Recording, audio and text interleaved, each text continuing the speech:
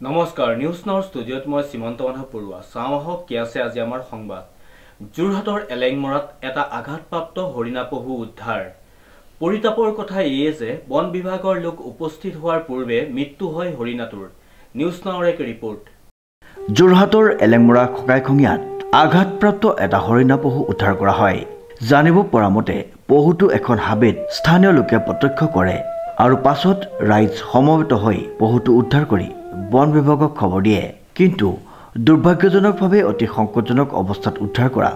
পহুটোৱে বন বিভাগৰ লোক উপস্থিত হোৱাৰ পূৰ্বে মৃত্যুক সাৱটি লয়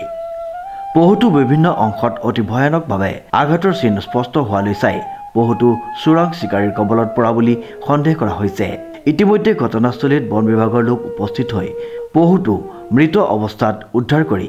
বিভাগৰ কাৰ্যালয়লৈ লৈ যায় আৰু যাৱতীয় ব্যৱস্থা গ্ৰহণ কৰে বুলি জানিব পৰা গৈছে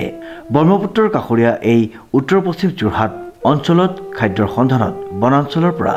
জনা অঞ্চললৈ ওলাই আহে বন্য জীৱ-জন্তু কিন্তু ইয়াৰ সুবিধা লৈ সমগ্ৰ অঞ্চলত চোৰাং চিকাৰীয়ে এই জীৱ-জন্তুসমূহ ওপৰত চিকাৰ কৰি অহাৰ সমান্তৰালকৈ মাংসৰ এখন ৰমৰমীয়া বজাৰ চলাই অহাৰ কথা আজিৰ ঘটনাই স্পষ্ট কৰি দিছে